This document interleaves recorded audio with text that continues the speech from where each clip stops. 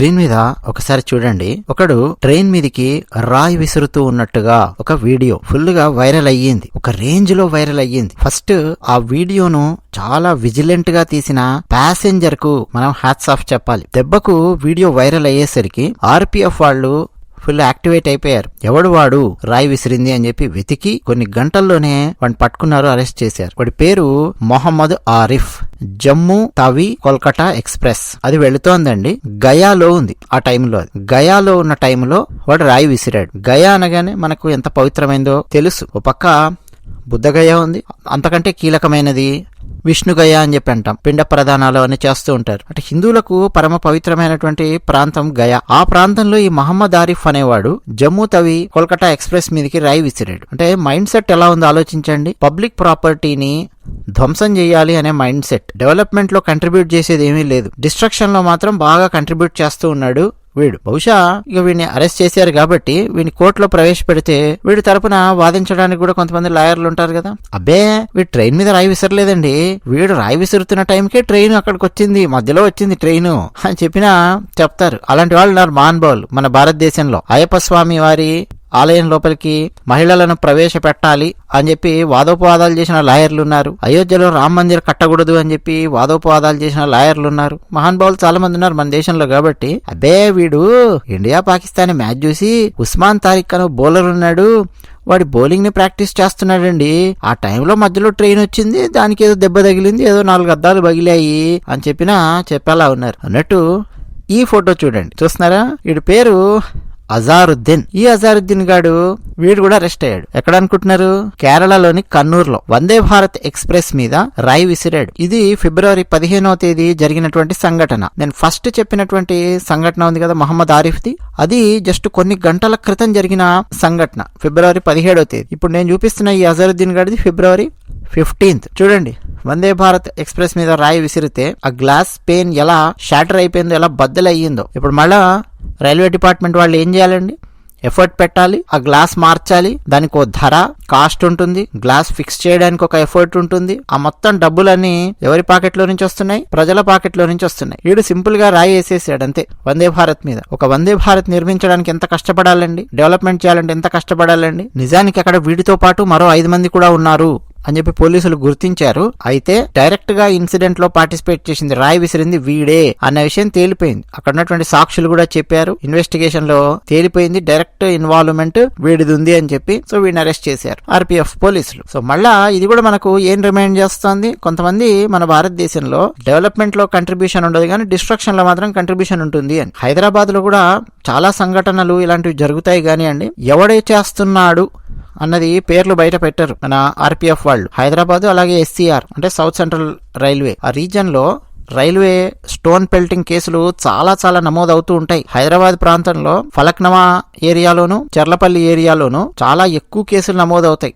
కాకపోతే అందులో ఎక్కువ మంది జువినైల్స్ ఉంటారు. 10వ తరగతి పాస్ అయిన అడ్డగాడిది కూడా లా ప్రకారం జువినైలే కాబట్టి వాడికి ఇంకా 18 ఏళ్ళు రాలేదు కాబట్టి, లేదు ఇంటర్మీడియట్ సెకండ్ ఇయర్ లో ఉన్నవాడు కూడా జువినైల్ చట్టం ప్రకారము ఆ అడ్డగాడిది కూడా వాడు జువినైల్ కాబట్టి ఆ ఏజ్ నోడు రాయి విసిరినా వాడి పేరు బయట పెట్టడానికి వీల్లేదు మన భారతదేశంలో. సో అట్లా చాలా మంది పేర్లు బయటికి రావు. 2023లో వందే భారత్ ట్రైన్స్ మీద మన హైదరాబాద్ లో స్టోన్ పెల్టింగ్ లో 10 మంది అరెస్ట్ అయితే అందులో 6 మంది జువినైల్స్ ఉన్నారు అని చెప్పి వాళ్ళ పేర్లు ఓవరాల్ గా 10 మంది పేర్లు ఎక్కడ పబ్లిష్ చేయాల. అలాగే సౌత్ సెంట్రల్ రైల్వే డివిజన్ లో 2023లో 85 మంది అరెస్ట్ అయ్యారండి. 2025లో 33 మంది అరెస్ట్ అయ్యారు. ఎవరి పేర్లు బయటికి రాలా. ఈ మధ్య కాలంలో రిపోర్ట్స్ చూస్తే ఫలక్నమా బుద్వేల్ ఆ సెక్షన్ లో ఒక 19 ఏళ్ల యువకుడు వాడు అరెస్ట్ అయ్యాడు. ఎంఎంటీఎస్ ట్రైన్ మీద రాయి విసిరాడు, కానీ వాడి పేరు కూడా బయటికి రాలా. ఇట్లా యూపీ కేరళ రాష్ట్రాలలో మాత్రం పేర్లు బయట పెడుతున్నారు, పేర్లు బయటకు వచ్చాయి. ఇంకా చాలా మంది ఉన్నారు. నేను మీకు జస్ట్ 2 చూపించాను అంతే. మొహమ్మద్ సలీం అనేవాడు ఒకడు ఉన్నాడు, ముస్తఫా షేక్, హుస్సేన్ అలియాస్ షాహిద్, ఇట్లా ఇంకా చాలా మంది ఉన్నారు. కేరళ అండ్ యూపీ బయటకు వచ్చిన కేసెస్. పబ్లిక్ డొమైన్ లో మాత్రం పేర్లు ఎక్కువ కనిపించవు మనకు హైదరాబాద్ కు సంబంధించిన కేసులు. అవి ఏమన్నా అంటే ఏం చెప్తారంటే జువినైల్స్ అండి, చట్ట ప్రకారం వాళ్ళ పేర్లు బయట పెట్టకూడదు, అందుకే బయట పెట్టట్లేదు అన్నటువంటి ఆన్సర్ వస్తుంది. 2009 సెప్టెంబర్ లో ఒక కేసు నాకు బాగా గుర్తు, వరంగల్ డిస్టిక్ లో నమోదయ్యింది. రైలు మీద రాళ్లు ఇసిరారు. ఆ దెబ్బకు ఆ ట్రైన్ లో ఉన్న 10 ఏళ్ల వయస్సున్న పిల్లవాడికి కంటికి గాయం అయ్యింది. టైమ్స్ ఆఫ్ ఇండియాలో వచ్చింది న్యూస్. 2013లో ఒక కేసు, ఒక అమ్మాయి నర్సు అమ్మాయి 23 ఏళ్లు ప్రీతా మోల్ ఆ అమ్మాయి పేరు, రైల్లో ప్రయాణం చేస్తుంటే రాయి తగిలి ఆ అమ్మాయికి కంటి చూపు పోయింది. 2013 కేసు డెకన్ క్రానికల్ లో రిపోర్ట్ అయ్యింది. అప్పట్లో హైదరాబాద్ లోనే జరిగింది. ఎవడు ఇసిరాడో తెలియదు, ఆ ఇసిరోడు ఏమయ్యాడో తెలియదు, ఏమీ తెలియదు. 2016 అక్టోబర్ ఫలక్నామా స్టేషన్ దగ్గర రైలు మీద రాళ్లు ఇసిరారు. ఒక స్టూడెంట్ అండి, ఒక యువకుడు కంటి చూపు కోల్పోయినటువంటి పరిస్థితి, దాదాపు కంటి దగ్గరలో గాయం అయ్యింది. కాకపోతే ఆ తర్వాత విజన్ ఇంపేర్డ్ అయిపోయాడు. టైమ్స్ ఆఫ్ ఇండియాలో వచ్చింది. హైదరాబాద్ ప్రాంతంలో జరిగినటువంటి సంఘటనలు అండి. అంటే దేశవ్యాప్తంగా రైళ్ల మీద రాళ్లు విసిరే సంఘటనలు ఎన్ని జరుగుతున్నాయో ఆలోచించండి. అది ఇప్పటి నుంచి కాదండి, పాతకాలం నుంచి కూడా జరుగుతున్నటువంటి సంఘటనలు. మా చిన్నప్పటి ఎక్స్పీరియన్సెస్ కూడా చూస్తే అండి అప్పటి నుంచి కూడా ఉన్నాయి. సికింద్రాబాద్ నుంచి తిరుపతికి వెళ్లే వెంకటాద్రి ఎక్స్ప్రెస్ గానీ, లేదా కాచిగూడ నుంచి బయలుదేరి వెళ్లే బెంగళూరు ఎక్స్ప్రెస్ గానీ, సరే వెంకటాద్రి ఎక్స్ప్రెస్ తర్వాత కాచిగూడ నుంచి అని చెప్పి మొదలెట్టారు. రకరకాల చేంజెస్ వచ్చాయి. బట్ స్టిల్ ఆ రూట్ గురించి మాట్లాడుతున్నాను. ఆ రూట్ లో సికింద్రాబాద్ నుంచి ఒక రైలు బయలుదేరింది అనుకోండి, నెక్స్ట్ స్టేషన్ సీతాఫల్ మండి, బానే ఉంటది. నెక్స్ట్ ఆర్ట్స్ కాలేజ్ వస్తుంది, బానే ఉంటది. నెక్స్ట్ జామియా ఉస్మానియా వస్తుంది, బానే ఉంటది. నెక్స్ట్ విద్యానగర్ స్టేషన్ వస్తుంది, బానే ఉంటది. నెక్స్ట్ కాచిగూడ వస్తుంది, బానే ఉంటది. నెక్స్ట్ మలక్పేట వస్తుంది, కొంచెం మెల్లిగా తేడా స్టార్ట్ అవుద్ది. ఇక మలక్పేట తర్వాత చూసుకోవాలి మీరు, డబ్బీపురా వస్తుంది, ఎక్కువ మంది ముస్లిమ్స్ ఉన్నటువంటి ఏరియా. ఆ తర్వాత యాకత్పురా వస్తుంది, ముస్లిమ్స్ ఎక్కువగా ఉండేటటువంటి ఏరియా. మీకు ఆకుపచ్చ జెండాలు అన్ని కూడా కనిపిస్తుంటాయి ఇళ్ల మీద. హుప్పు కూడా వస్తుంది. ఆ తర్వాత ఫలక్నుమా వస్తుంది. సో మీరు మలక్పేట టు ఫలక్నుమా మధ్యలో వచ్చే స్టేషన్స్ ఉంటాయి చూసారా, ఆ స్టేషన్స్ లో విపరీతంగా దాడ దాడ దాడ దాడ రాళ్ళు వచ్చి పడుతూ ఉండేవి. అసలు కాచిగూడ దాటి మలక్పేట వస్తోంది అనగానే చాలా మంది ఏం చేసేవాళ్ళు తెలుసా, రైళ్లలో ఉండేవాళ్ళు టక టక టక టక రైలు కిటికీలు మొత్తం మూసేసేవాళ్ళు. డోర్ దగ్గర ఎవరు నిలబడే సాహసం చేసేవాళ్ళు కాదు. కానీ జనరల్ కంపార్ట్మెంట్స్ లో వాళ్ళ పరిస్థితి ఎలా ఉండేదో ఒకసారి మీరు ఊహించుకోవచ్చు. ఎందుకంటే కిక్కిరిసి ఉండేది. ప్రతి ఎక్స్ప్రెస్ ట్రైన్ కు ముందో జనరల్ కంపార్ట్మెంట్, వెనకో జనరల్ కంపార్ట్మెంట్, ఫుల్ కిక్కిరిసి ఉండేవి.